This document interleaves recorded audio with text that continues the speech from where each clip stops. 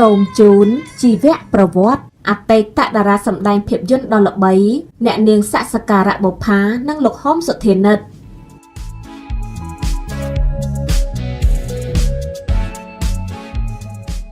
ចាសសូមជម្រាបសួរអស់លោកស្រីអ្នកនាងកញ្ញា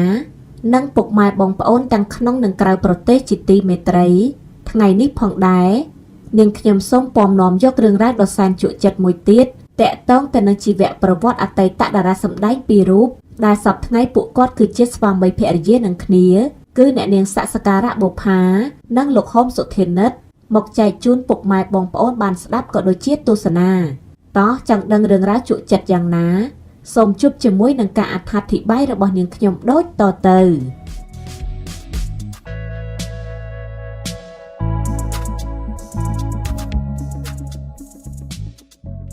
ជាការពិតណាស់មានតារាសម្ដែងនិងតារាចម្រៀងជើងចាស់របស់ខ្មែរមិនតិចអ្នកទេដែលបានបាត់មុខពីពិភពសិល្បៈហើយអ្នកខ្លះក៏ទៅរស់នៅក្រៅប្រទេសកសាងគ្រួសារដ៏មានសុភមង្គលព្រមទាំងមានតារាសិល្បៈមួយចំនួនទៀតបន្តរស់នៅប្រទេសកម្ពុជាបង្កើតគ្រួសារព្រមទាំងបង្កើតអាជីវកម្មផ្ទាល់ខ្លួនផងដែរ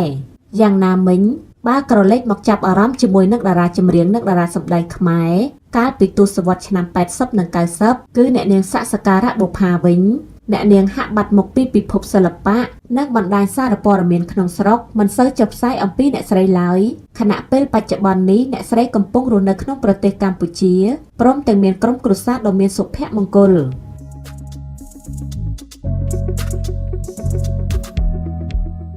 យោងតាម Page Movie Star Research ដែលបានរៀបរាប់ពីជីវប្រវត្តិជាច្រើនរបស់អ្នកនាងសក្ការៈបុប្ផាថាជាថ្មីម្ដងទៀតហើយបងប្អូនខ្លះប្រហែលជានៅអាចចាំពីអតីតតារាសម្ដែងគឺអ្នកនាងសក្ការៈបុប្ផាដោយតារារូបនេះធ្លាប់ត្រូវបានគេដាក់រហស្សនាមថាជាវិជ្ជរាដានីទី2ទៀតផងព្រោះមានមុខមាត់ស្រដៀងគ្នាណាស់អ្នកនាងសក្ការៈបុប្ផាចូលប្រឡូកក្នុងវិស័យឧស្សាហកម្មសម្ដែងភាពយន្តតាំងពីអ្នកនាងមានអាយុ9ឆ្នាំនៅក្នុងឆ្នាំ1989ខ្សែភាពយន្តដំបូងដែលអ្នកនាងបានសម្ដែងគឺមានចំណងជើងថាស្នេហាព្រំលិខិតដែលបានថតនៅជំរំផ្សាយ B ផលិតឡើងក្នុងឆ្នាំ1989ហើយរឿងនឹងនិយាយអំពីជនភៀសខ្លួនដែលរត់ឆ្លងដែនហើយកាលនោះអ្នកនាងសក្ការៈបុប្ផាជាអ្នកសុរិន្ទក្រោយមកអ្នកនាងបានវិលត្រឡប់មករស់នៅក្នុងប្រទេសកម្ពុជាវិញនៅក្នុងឆ្នាំ1994ខ្សែភាពយន្តដែលអ្នកនាងបានសម្ដែងមានដូចជា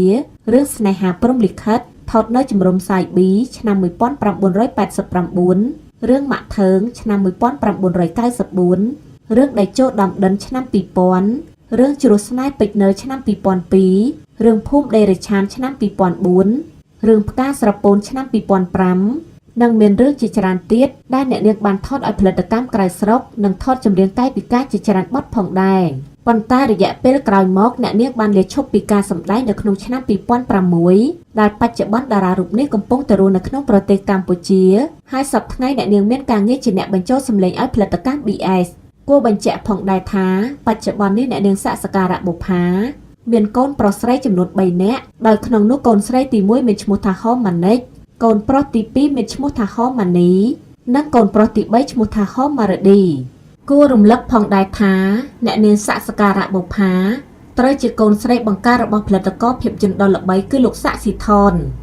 មិនមែនតែអ្នកស្រីសក្ការៈបុប្ផាមួយទេក្នុងនោះសូម្បីតែស្វាមីរបស់អ្នកស្រីគឺលោកហុំសុធានិតដែលលោកគឺជាអតីតតារាសម្ដែងដ៏ល្បីឈ្មោះមួយរូបផងដែរក៏បានដកខ្លួននឹងបាត់ដំណឹងសូនឆឹងដូចគ្នា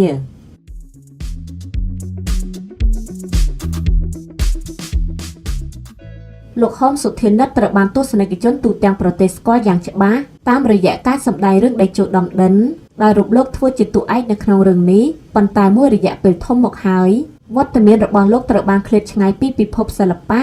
ជាហេតុធ្វើឲ្យទស្សនិកជនមានការសង្ស័យថាប្រហែលជាលោកបានទៅរស់នៅក្រៅប្រទេសបាត់ទៅហើយកាលពីអំឡុងទសវត្សរ៍ឆ្នាំ90ដល់2000លោកហុំសុធានិតគឺជាអតីតតារាសម្ដែងដ៏មានកេរ្តិ៍ឈ្មោះល្បីល្បាញមួយរូបនៅក្នុងពិភពខ្សែភាពយន្តក៏ដូចជាក្នុងពិភពចម្រៀងកាយវិការខារ៉ាអូខេប៉ុន្តែគួរឲ្យសោកស្ដាយច្រើនឆ្នាំកន្លងមកនេះបន្ទាប់ពីលោកហុំសុធានិតបានចាក់ចែងពីពិភពសិល្បៈធ្វើឲ្យមហាជនជាច្រើននឹករលឹកនិងយល់ថាលោកប្រហែលជាទៅរស់នៅឯបរទេសបាត់ទៅហើយប៉ុន្តែធៀបពិតលោកមិនបានទៅរស់នៅឯក្រៅប្រទេសដោយដែលបងប្អូនមួយចំនួនស្មាននោះទេគួរបញ្ជាក់ផងដែរថា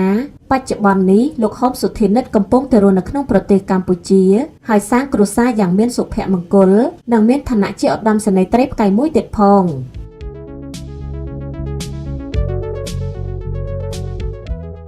ចាប់ប្រិយមិត្តអ្នកស្ដាប់ជាទីមេត្រី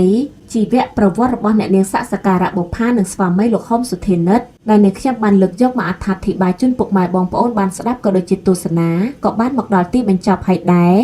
នាងខ្ញុំក៏សូមខន្តីអភ័យទោសប្រសិនជាមានកំហុសខុសឆ្គងការលើសលួសពាក្យសម្ដីដោយប្រការណាមួយសូមអរគុណពីនាងខ្ញុំ MC វិគីមនីដួងចិត្ត